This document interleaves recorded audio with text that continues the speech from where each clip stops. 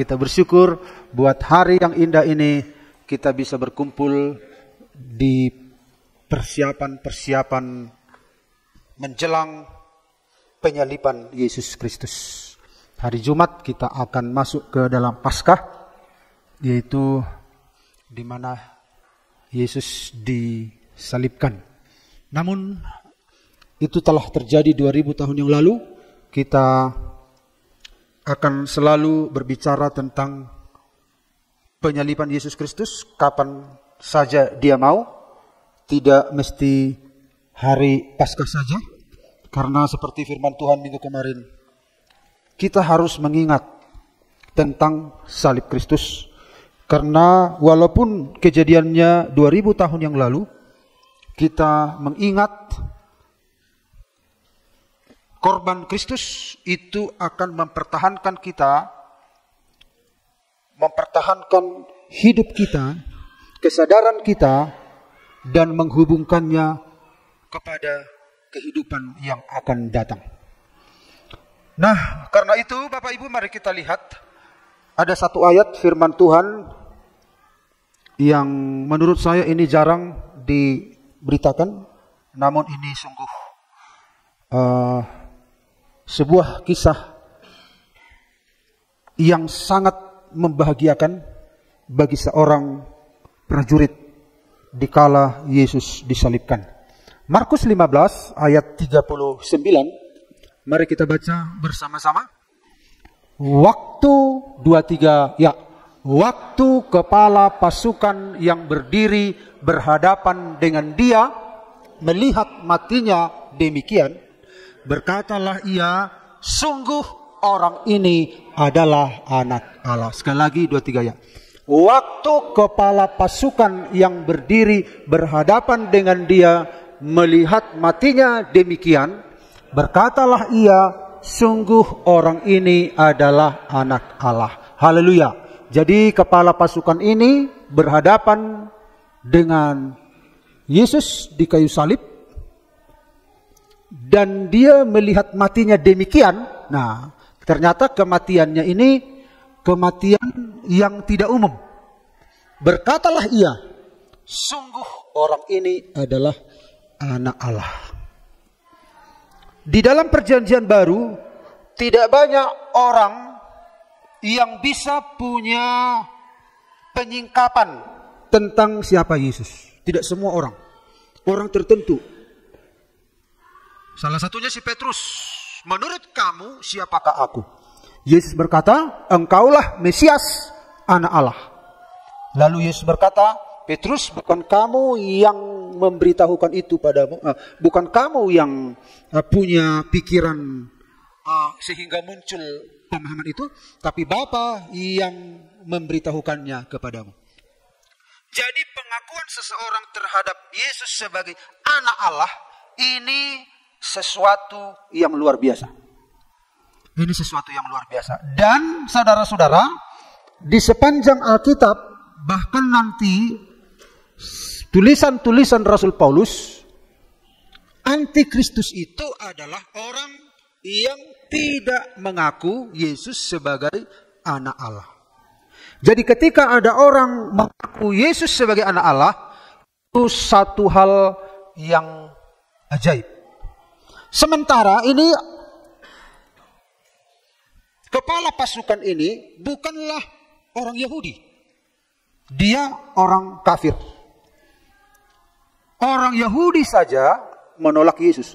Dan akar penyebabnya sehingga orang Yahudi memutuskan untuk menyalibkan Yesus, itu ketika Yesus memberikan pernyataan dia adalah anak Allah. Lalu orang Yahudi berkata, berarti engkau menyamakan dirimu dengan Allah.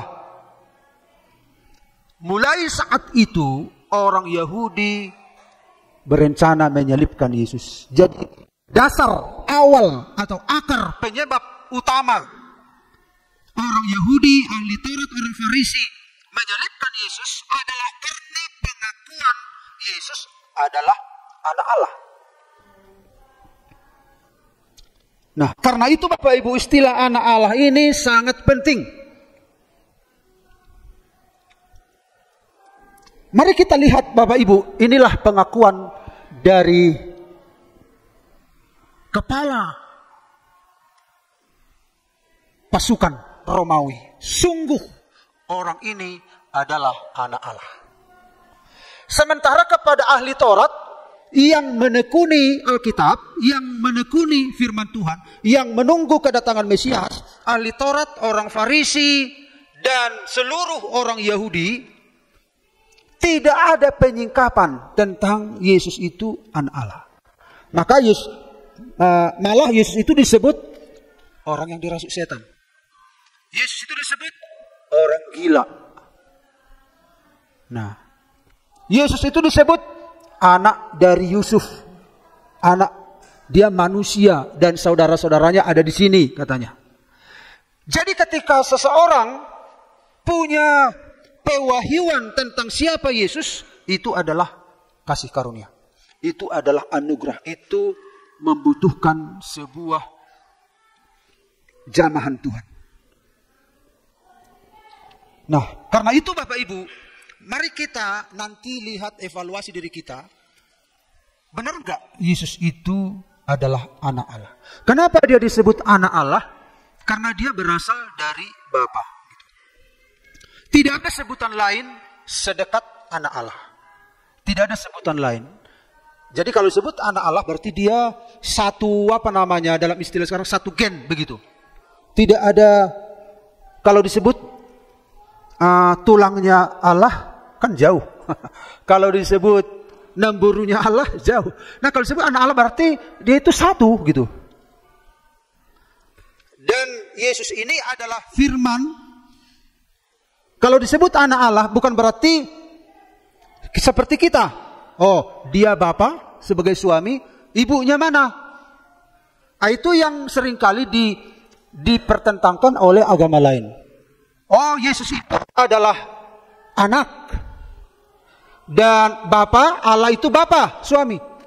Makanya berarti ibunya siapa? Makanya di pelajaran agama non-Kristen itu tersebar di seluruh Indonesia. Mereka memasukkan ajaran Kristen. Mereka Kristen itu begini katanya kan. Misalnya kalau kita kan di sekolah agama Hindu begini, agama Buddha begini, agama Islam begini, agama Kristen begini. Nah, ternyata mereka juga mempelajarinya dan memasukkannya itu dalam bidang studi agama. Mereka menjelaskan agama Kristen itu sebagai Bapa, Allah adalah Bapanya Yesus. Yesus adalah anaknya dan Maria adalah ibunya. Artinya adalah Tritunggal yang dimaksud itu adalah Bapa, Anak dan Maria. Makanya ketika tokoh-tokoh Kristen melihat bidang studi di agama mereka, bukan begitu ajaran Kristen. Jangan ajarkan salah tentang Kristen. Maria itu bukan Tritunggal. Akhirnya protes. Akhirnya nggak tahu saya ditarik atau enggak ajaran itu. Jadi mereka ingin mengajarkan bahwa ajaran Kristen itu adalah Bapa, Anak, Maria. Pantas banyak kesalahan-kesalahan di mana-mana tentang Allah kita. Itu heboh dulu, ditarik pengajaran itu. Itu bukan begitu ajaran Kristen gitu. Allah kita itu, Allah Kristen itu adalah Bapa, Putra, dan Roh Kudus. Bapa itu, istilah Bapa bukan sebagai suami, tetapi sebagai asal muasal, sumber. Disebut anak bukan karena dia lahir dari seorang ibu, tetapi karena dia berasal dari Bapa, yaitu firman. Jadi anak itu adalah gelar dari firman yang menjadi manusia. Jadi anak itu menjelaskan tentang hubungan dengan sang sumber. Kemudian Roh Kudus. Nah, jadi saudara-saudara, ini pengakuan yang ajaib. Ada pewahyuan. Sehingga dia mengalami sebuah transformasi. Dari seorang prajurit yang dingin. Prajurit Romawi itu dingin ya. Jadi kalau dia menyiksa, dia nggak punya hati nurani. Dia sedang menjalankan tugas. Jadi kalau mereka menyiksa, nggak ada di sana hati nuraninya ya. Ya pokoknya bagaimana sesakit-sakitnya orang itu. Mereka itu kaku, mereka itu dingin. Mereka hanya melakukan perintah. Dia seorang prajurit, mereka hanya melakukan instruksi dari pimpinan. Gak peduli perasaan yang disiksa itu. Jadi ketika dia punya pernyataan Yesus adalah anak Allah, ini sesuatu yang ajaib, yang luar biasa. Dan inilah nanti salah satu bukti kelahiran kembali. Jadi kalau orang lahir kembali itu, dia punya pemahaman yang benar tentang siapa Yesus itu. Nah makanya saudara-saudara, kita harus memahami dulu siapa Yesus ini. Kalau kita datang ke gereja, yang kita pikirkan bagaimana saya supaya. Jadi orang mencari Tuhan itu untuk berobat, ya, bukan untuk punya pengenalan yang benar tentang Tuhan. Memang Tuhan akan menolong kita, tetapi pengenalan yang benar ini yang membuat kita hidup kekal. Nah mari kita lihat yang pertama. Tema firman Tuhan hari ini mempersiapkan kita untuk Paskah hari Jumat. Kita bahas dulu ini. Sungguh orang ini adalah anak Allah. Apa yang mendasari kepala pasukan Romawi berkata, sungguh orang ini adalah anak Allah? Jadi kalau kita ikuti dulu Bapak Ibu situasinya ini, kenapa bisa orang ini? Ini orang yang mendapat kasih karunia.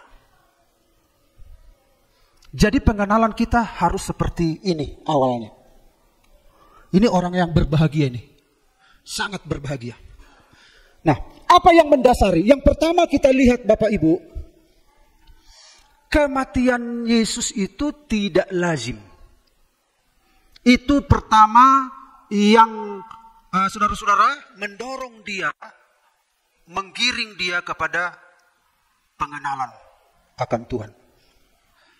Kenapa tidak lazim? Karena saudara-saudara, Yesus menyerahkan nyawanya, bukan direnggut. Ya. Jadi kepala pasukan ini melihat, Bapa, kuserahkan nyawaku. Kepala pasukan ini sudah terbiasa melihat kematian. Sudah terbiasa. Sudah terbiasa menyiksa orang. Sudah terbiasa melihat orang mati. Bagaimana akhir hidup seseorang sampai kepada matinya, dia sudah terbiasa. Umumnya orang mati itu, dia itu kehabisan tenaga, tidak berdaya, dan akhirnya nyawanya direnggut darinya, dia nggak berkuasa. Jadi menurut yang umum, karena dia sudah biasa membunuh, menyiksa, menghukum orang, maka kematian Yesus ini dilihat tidak lazim. Dalam Yohanes 10 ayat 18, tolong dibaca, silakan. Ini kita baca ayatnya ya, banyak ayat-ayatnya ini. Matius 27 ayat 50. Yesus berseru pula dengan suara nyaring lalu menyerahkan nyawanya. Iya, lalu menyerahkan nyawanya. Kalau dia nggak serahkan, dia nggak mati. Karena tidak ada seorang pun yang berhak mengambil nyawanya.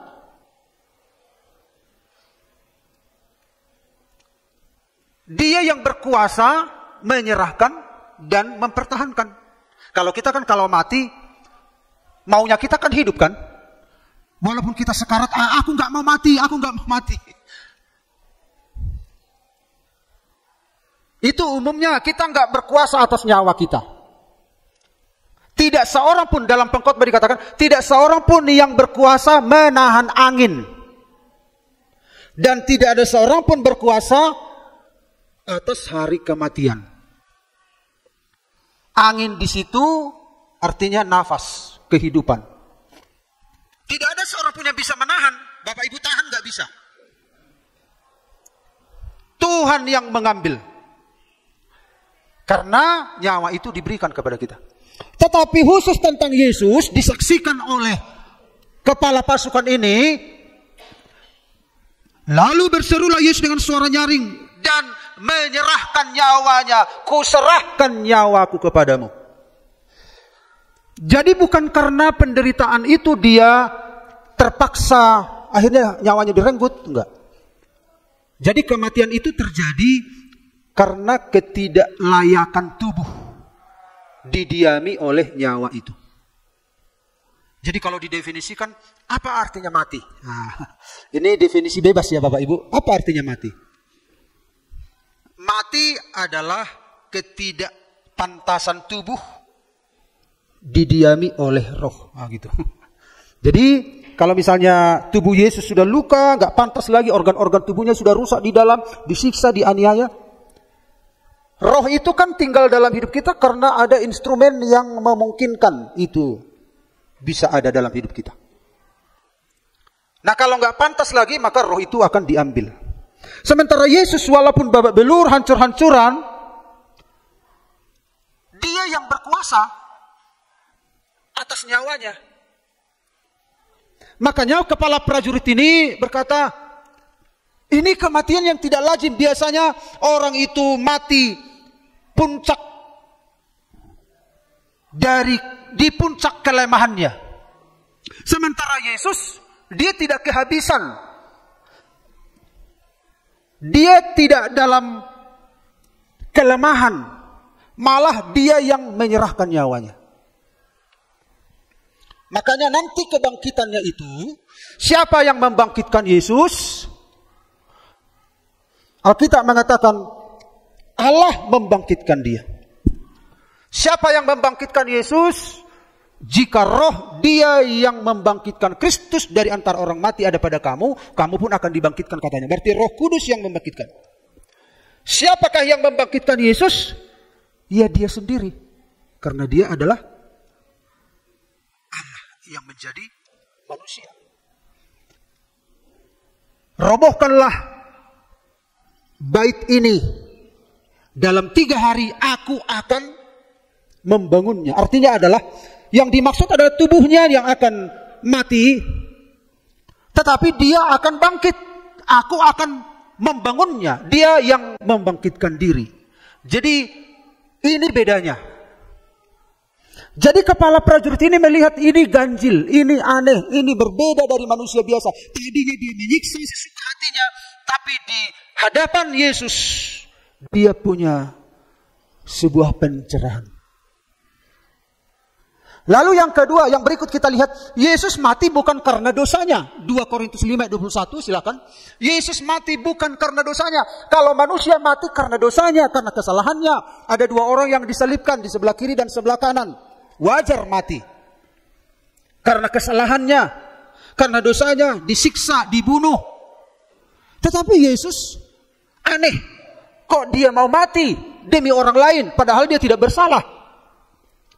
Itu menjadi, saudara-saudara, pemikiran dalam hidupnya. Sudah ada yang ketemu? Silakan.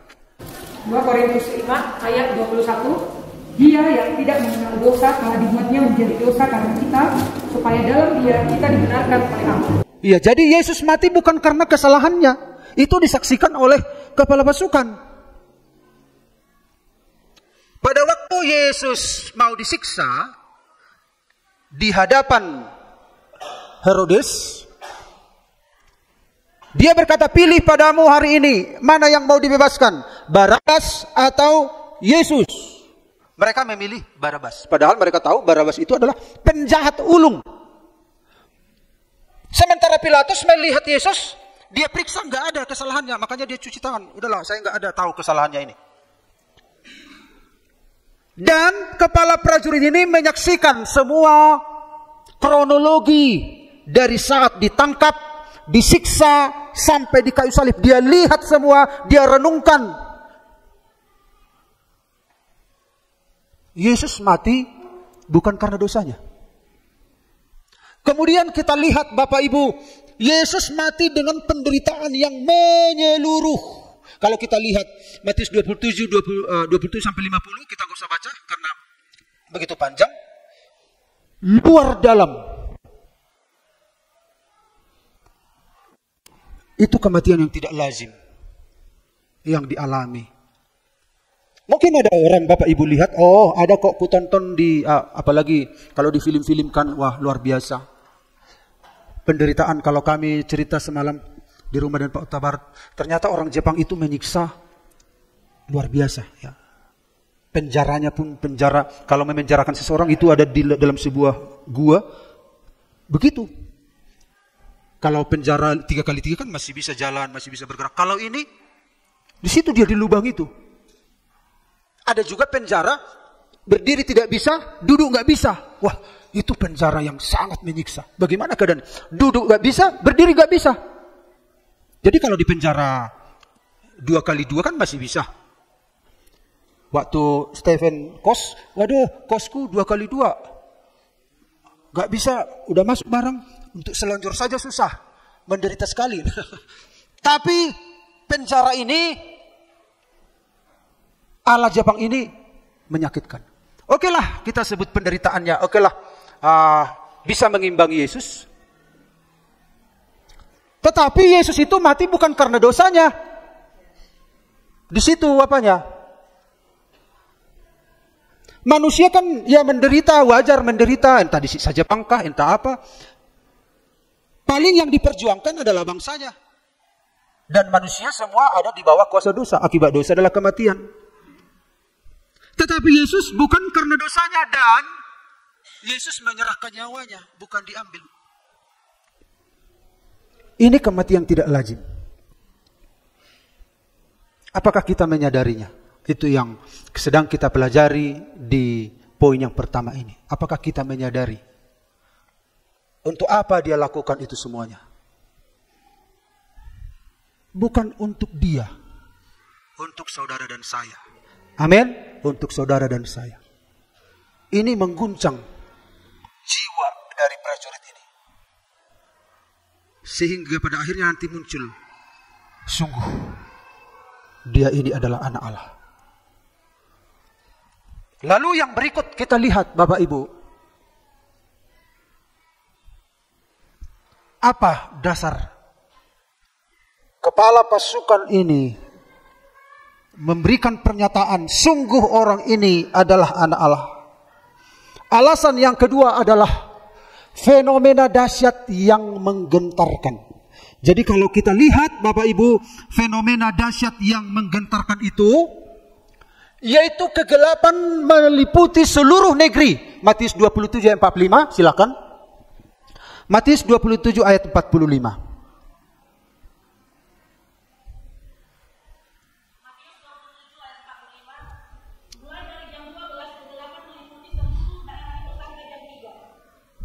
Iya. Mulai dari jam 12 sampai jam 3 ada fenomena dahsyat yang terjadi. Ada kejadian dahsyat yang terjadi, Bapak Ibu. Ini fenomena bukan fenomena alam kebetulan. Menurut orang liberal ya, orang liberal itu, orang Kristen liberal maksudnya.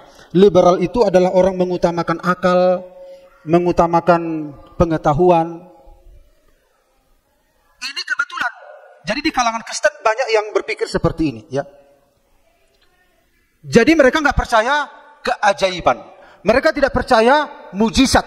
Jadi kalau gereja tidak percaya mujizat, berarti mereka itu liberal. Maksudnya liberal.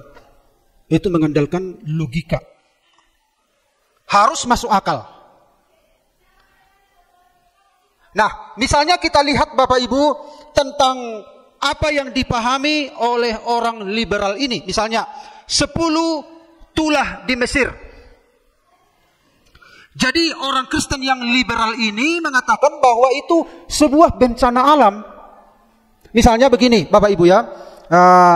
Air sungai berubah menjadi darah. Itu karena apa? Itu karena ledakan alga merah. Yaitu ada mungkin sejenis makhluk-makhluk di dalam air itu yang bisa mengubah warna air. Jadi mereka nggak percaya. Tapi banyak orang Kristen nggak percaya mujizat itu sebuah kebetulan. Misalnya ketika laut terbelah, Itu mujizat. Tetapi orang Kristen liberal berkata, tidak, itu kebetulan. Angin bertiup kencang sampai dasar lautan itu kelihatan. Dan kebetulan orang Israel ada di situ, berjalan di situ. Nah, ini orang Kristen. Orang Yahudi pun punya pemikiran seperti itu. Jangan sampai kita nggak percaya mujizat. Amin. Jadi kita seringkali membuat roh Allah itu dalam sebuah bingkai. Ya, kita bingkai roh Allah itu. Roh Allah itu segini gitu. Lalu pikiran kita, oh Allah itu begini, Allah itu begini. Keluar dari bingkai itu bukan Allah. Akhirnya Allah itu harus sesuai dengan bingkai itu. Kita nggak boleh punya bingkai terhadap Allah. Allah itu nggak bisa dibingkai.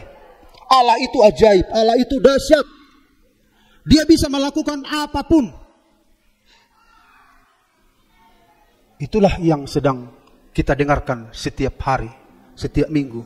Dia Allah yang hidup, Allah yang berkuasa, Allah yang bergerak begitu rupa.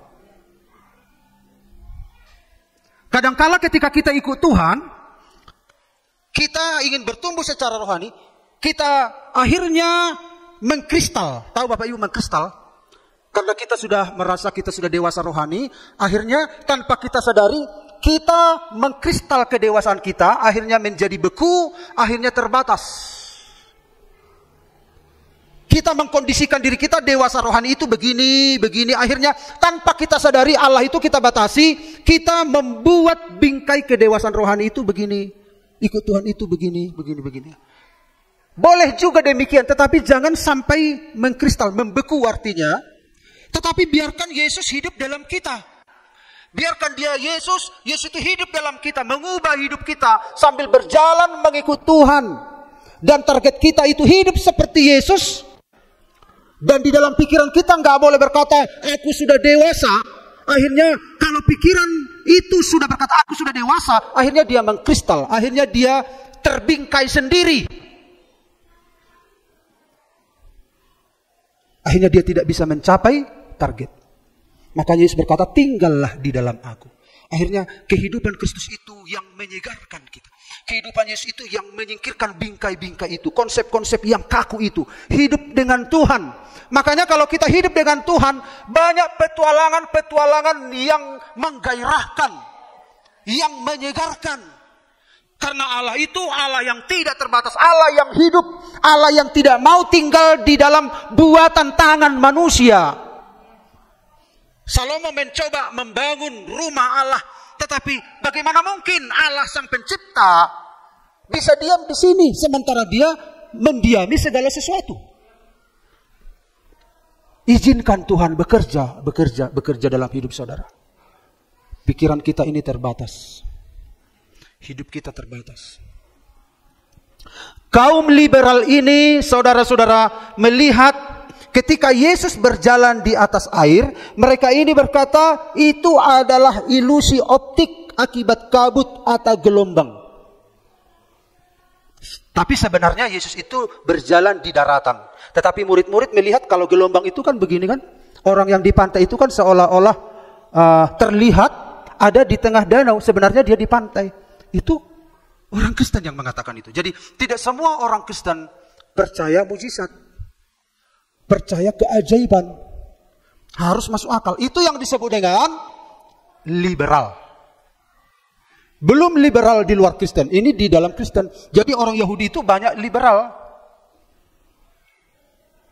Mereka tidak percaya hal-hal yang supranatural. Malah mereka tidak percaya malaikat. Nah, jadi saudara-saudara, ini prajurit ini melihat kegelapan meliputi seluruh negeri. Jadi kosmis alam semesta ini dipengaruhi oleh kematian seorang ini. Wah, ini bukan kebetulan pikirnya. Kemudian kita lihat Bapak Ibu, gempa bumi yang hebat. Matius 27 ayat 51, silakan. Matius 27 ayat 51.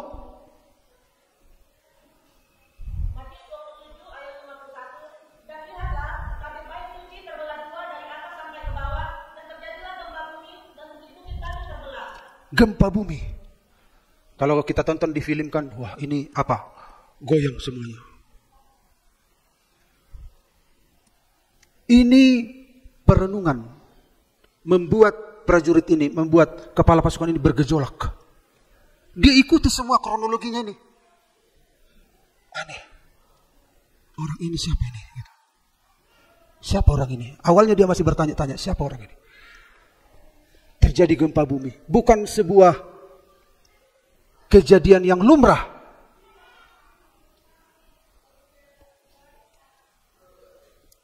Kalau kegelapan, ya pasti dia tahu gelap. Itu terjadi kalau malam. Kalau sudah sore ya malam. Ini di siang hari. Jam 12 sampai jam 3. Dia sudah berpikir ada apa ini. Kemudian tabir bait suci terbelah dua. Tadi sudah dibaca dari atas ke bawah. Tentu ini tidak melihat tabir itu ya, karena dia orang kafir, dia tidak mengerti. Tapi ini informasi untuk orang Yahudi ya. Tapi paling tidak kedua hal ini lah yang berlaku untuk orang ini. Kegelapan meliputi seluruh negeri, gempa bumi hebat, kemudian kuburan terbuka dan orang kudus bangkit ya. Kita lihat selengkapnya tentang fenomena dahsyat itu. Apakah ini terpengaruh kepada, apakah ini mempengaruhi kepada kepala pasukan? Kita nggak tahu. Tetapi inilah info selengkapnya dari fenomena dahsyat itu. Kuburan terbuka dan orang kudus bangkit. Tapi paling tidak yang dua hal ini sebagai orang kafir ini cukup untuk membuat dia berpikir ulang dengan apa yang sedang dia lakukan. Aplikasinya bagi kita Bapak Ibu, dari pengalaman kepala pasukan ini. Tetapi mengapa hatimu tetap biasa saja? Sudah banyak yang sudah terjadi. Kenapa orang Yahudi hatinya tetap membatu, sementara batu yang besar telah terbelah? Batu yang keras di hati prajurit telah terbelah, di hati sang komandan telah terbelah, hancur. Gempa bumi yang dahsyat terjadi di alam, di negeri, gelap gulita. Tapi kegelapan di hati sang prajurit sudah mulai titik terang terjadi. Sebagai tantangannya, kita sudah lama merayakan hari Paskah kematian Yesus. Kenapa hati anak Tuhan tetap keras? Kenapa kegelapan masih menguasai? Belum ada terang yang bersinar. Belum ada mulai pengenalan akan Allah. Kenapa tetap dingin orang-orang Kristen? Kenapa tetap dingin hati orang-orang Yahudi?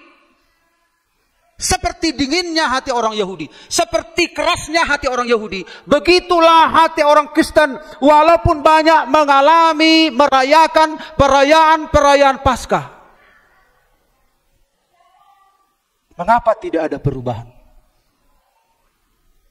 Ini menjadi perenungan bagi kita.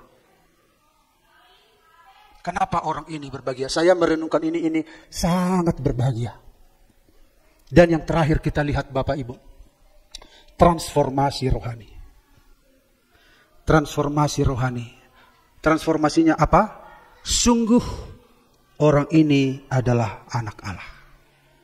Dari seorang yang penyiksa, dia menjadi orang yang mengenal Tuhan. Ini transformasi rohani. Transformasi rohani ini adalah, saudara-saudara, hasil lahir kembali. Jadi kebetulan saya sedang meneliti tentang lahir kembali ya. Dalam Yohanes 3 ayat 1 sampai 21. Salah satu hasil lahir kembali adalah transformasi spiritual. Orang yang benar-benar lahir kembali punya pembaharuan di dalam rohnya. Dia punya pembaharuan sudut pandang tentang siapa Yesus. Makanya agamawi ini sangat berbahaya Bapak Ibu. Roh agamawi sangat berbahaya. Kita telah dikondisikan ketika kita lahir jadi Kristen, ya KTP kita Kristen. Kita ke gereja, lalu kita tahu Tuhan kita Yesus. Kita tahu informasi-informasi tentang Yesus. Informasi-informasi tentang Tuhan. Tidak ada pengajaran lain. Bisa saja kita berkata, di luar informasi yang kuterima itu sesat. Bisa saja. Tapi hanya itu informasi. Kita bisa saja tahu ini makanan enak. Tentang makanan ini enak. Terbuat dari tepung. Ada gula. Ada pengembang. Kita tahu informasi bolu ini. Wah, enak. Tapi hanya informasi. Tetapi dia harus mengalami, dia harus ambil, dia harus makan. Wah, enak. Itu yang dialami oleh Nikodemus. Dia tahu informasi tentang Allah. Seperti kita banyak tahu informasi tentang Allah. Tapi kita tidak menerima Yesus sebagai Tuhan kita. Kita tahu informasi tentang kue bolu. Tapi hanya informasi. Tapi sebelum kita makan, kita nggak punya pengalaman dengan dia. Maka salah satu hasil lahir kembali itu mengalami realita Allah. Dia mengalami realita. Bukan hanya tahu informasi Allah, tapi mengalami Allah itu sendiri. Dan salah satu hasil lahir kembali itu ada transformasi. Ada pembaharuan di dalam pikirannya. Yang keras itu jadi hancur, yang gelap itu jadi terang. Punya perspektif yang 180 derajat berbeda.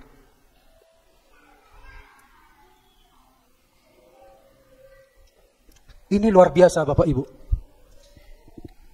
Yang menjadi pertanyaan kepada kita sekalian. Bagaimana dengan kita? Kita punya transformasi rohanikah?